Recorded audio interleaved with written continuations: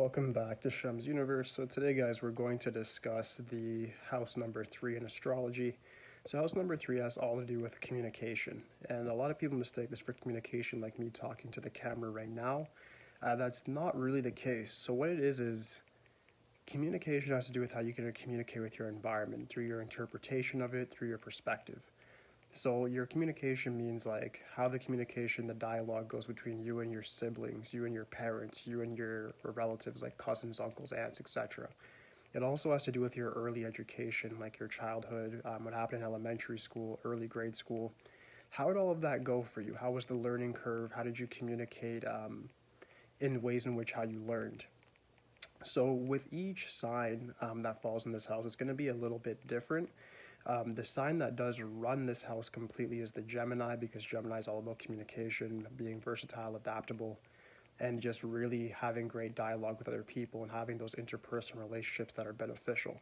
So when we discuss it in that sense, what you have to understand is that each sign that falls in this house is going to have a very, very different learning curve and a very different sort of background in how it's going to interpret its reality. So it's really the vibration of your intellect, the vibration of how your mind is going to perceive learning and how it's going to perceive certain relationships on an intellectual level. So let's delve into this a little bit deeper. I want to just give a few examples in regards to our zodiac signs. If you guys have any questions regarding conjunctions, different planets, I'll happily answer those in the comments, but I'm just going to generalize it for you guys right now. So let's say you guys have like an Aries sign in the third house. If you have Aries, that would mean that you're somebody who is always very aggressive in school. You want to either be the smartest kid in class. If the educational thing wasn't really your sort of thing, like you didn't want to have the best grades, you would more so be the person that wants to be the best in sports. Or if you weren't even the smartest, you'd just be very aggressive when it comes to your learning. When it comes to family members and parents and so forth, you want to be the person that's noticed for something, the person on that highlight reel, the person that people are talking about.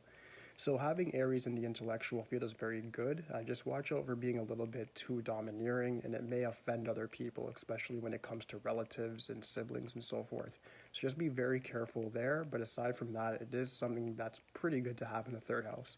It just mixes fire with air. Of course, Gemini runs this house, which just gives air to that fire, air to different passions, air to different learning. So it is quite beneficial.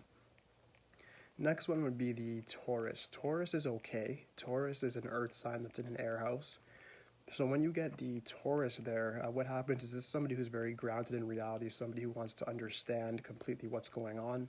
They want to know the processes behind things. If they're doing English, they want to know how an essay is broken down from the introductory to the three-body paragraphs to the thesis, the conclusion. They want to know exactly how things work. They want to dissect it and pull it apart. That when it comes to family members, they're the person that was considered very mature for their age. They're the person that was considered just really adaptable. Somebody who might be rigid but very mature about their learning. If they weren't able to learn something, unlike the Aries that would get angry, a Taurus is somebody who will just stay very rigid, very steadfast in learning new things and making sure that they stay grounded and not let their emotions take over. Gemini is fairly obvious just because it's a Gemini house. So it's all about communication. Interpersonal relationships are very, very good. Gemini works very well in this house. Their interpersonal relationships are very beneficial. When it comes to family and friends, just watch out for being superficial and maybe being a bit of a show-off with your intellect. You definitely are gifted. If you have Gemini in the third house, it makes you somebody who can catch on to things very, very quickly. So just make sure that you do temper that down and try not to show off too much. But aside from that, it is a very good sign to have.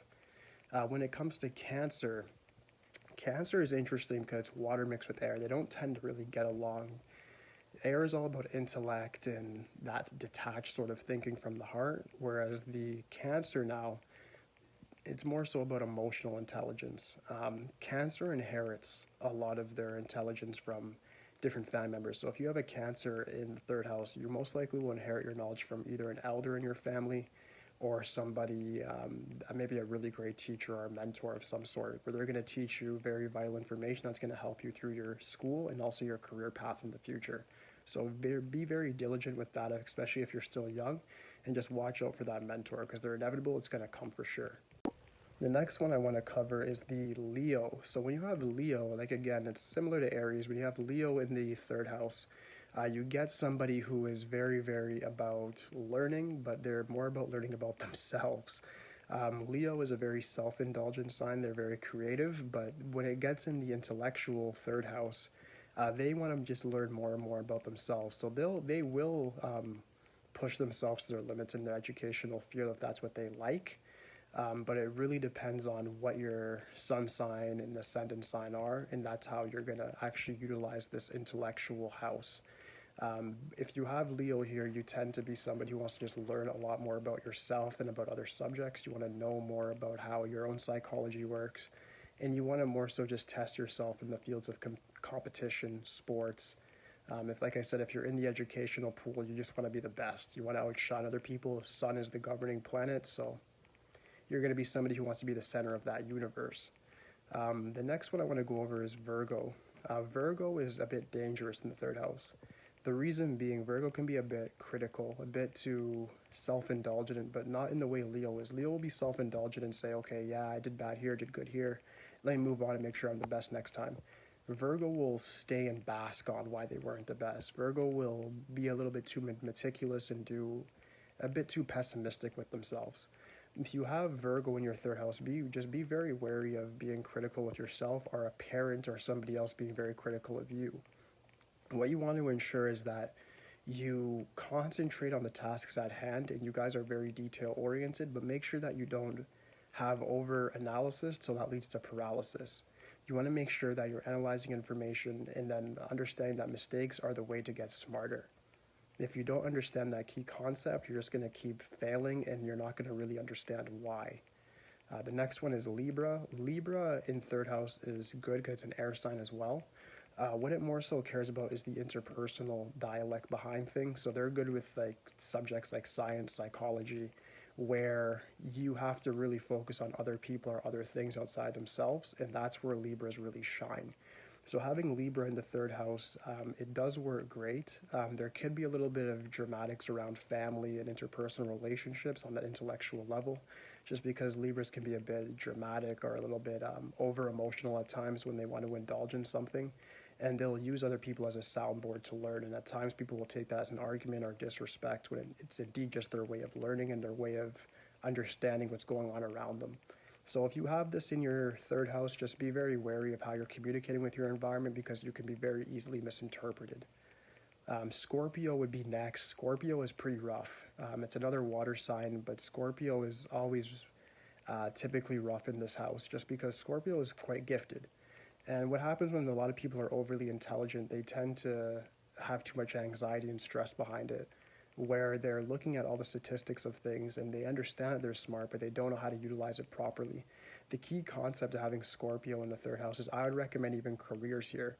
I'd recommend being a detective, a police officer, any sort of specialized police at all, and doing things like forensics or stocks. The reason why is because you guys are so great at analyzing data, memorizing it, and treating it like a computer. Your intellectual vibration is above a lot of other people's. And you guys can really learn in private, learn by yourselves. You can learn through a mentor, or you can just self-teach. You don't necessarily need education, because you guys are so gifted in the sense that you know exactly what information you need to use it as a tool for your disposal. So just look out for what you want to specialize in and then point that energy towards that. And that's the way you're going to find true contentment and true happiness, and then diminish the anxiety and the stress that comes with it. The next one I want to cover is Sagittarius.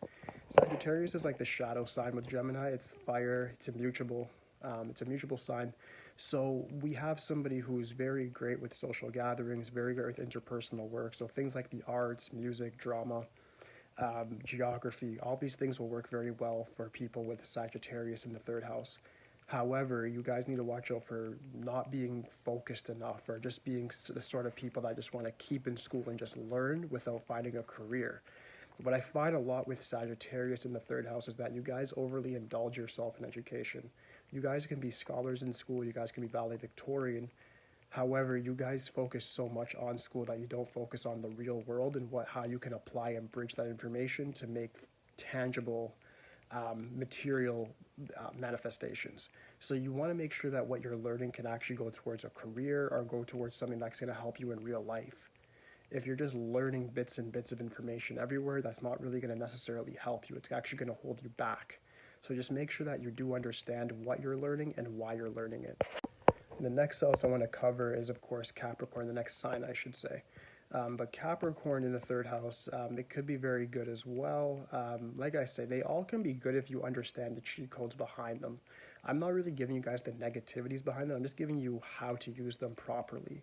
If you want to know about the negativities, go online. We're here to learn about cheat codes and how to actually use this to our advantage. I don't like to discuss negative attributes that are not necessary. So with the Capricorn, this is an earth sign with air, which doesn't tend to work very, very well. It's more so air and fire that go good together, and then water and earth go okay together as well. But when you get the air with the earth sign, a fixed sign like Capricorn, what happens is, what I'd recommend is, you guys may have a bit of trouble in the intellectual realm because of Saturn. It may make it so it's harder for you to learn. You might find that learning has a big curve for you. You might feel like it's slower. What you need to do is find out where exactly is your interest. What actually interests you? And I'd look back to house 2 to figure out how you're going to make money, and then go learn about that, because that's where your intellect is actually going to come in. If you have a Capricorn there, the only way you're going to be able to activate it and utilize it properly is for material acquisition. Saturn cares about perseverance, overcoming, but the way to do that is to find something that you actually have a passion for. In early childhood, this might give you a bit of a hard time when you're young in grade school and so forth, grade 1 to 8, where we don't really know about astrology. We don't really know about these houses as of yet. So you may have found that you had a hard time in school just learning things that other people may not have had a hard time learning. But you need to look at it from a sort of a different perspective, and look at it for a sense of, that was a lesson, but now I know how to do this better in the future. For the slow learning curve part, like I said, find an interest. For family and different things of how you communicate with that reality, just understand that they're teachers as well. All negativities, all losses can be turned into lessons, but it's up to us to actually treat it and perceive it in that way. The next one I want to cover is the Aquarius sign. When you have Aquarius in the third house, this means that you have an unusual sort of intelligence, very similar to Gemini. It's an air sign. It works very well. What happens here, and excuse me guys, before I said Capricorn was a fixed, it's actually a cardinal sign for Earth. Excuse me there. But moving on, with the Aquarius now, what we have here is a fixed air sign. When you have a fixed air sign, that means it's somebody who's going to be very, very intellectual, very creative, have a lot of random ideas coming to them. And when it's in the Gemini communication third house, this will make them kind of appear a bit eccentric, a bit unusual to people around them. So family and friends may not understand you, but you need to accept that. And accept that the type of innovations, the type of intelligence that you have isn't something that the world is going to look at and say, yay, you did a great job. They're more so going to look at it and say, you're kind of the black sheep. You're the person that we're not really sure what you're bringing to the table. So it's up to you to market your ideas. It's up to you to market what you're doing and make sure people actually understand it. Once you're able to do that, then you're actually going to provide value to the market. And through providing that value, you're actually going to receive a very great sums of return. All right, and the last one I want to go over is Pisces. Pisces in this house can be quite difficult due to emotional challenges and due to the fact that water and air don't necessarily get along very, very well. So what's going to happen here for Pisces is that I would recommend focusing more on emotional intelligence, very similar to what the Cancer brings. If at least Cancer inherits intelligence, you guys will still have to learn through your intuition. So what you have to do is find somebody who's able to teach you. If you don't have an ideal teacher for yourself, I would recommend paying for it, looking for that extra help, or at least just researching for yourself. What you're going to find is that in different realms like art, creativity, psychology, that's where you're going to shine more so in comparison to hard statistics like science and math. When you understand that, you'll understand to go easy on yourself with certain subjects and go harder on yourself with others, where you know that you can shine and that you can improve on and sharpen that sword. So it's really just about, guys, self-improvement in all of these signs, and then looking at where your specialties are, looking at where your natural talents are, and sharpening that sword so that that gets enhanced and you build your confidence in that way. So that way when you meet those challenges, those tumbling blocks, you're able to overcome them due to the prior experiences that you have.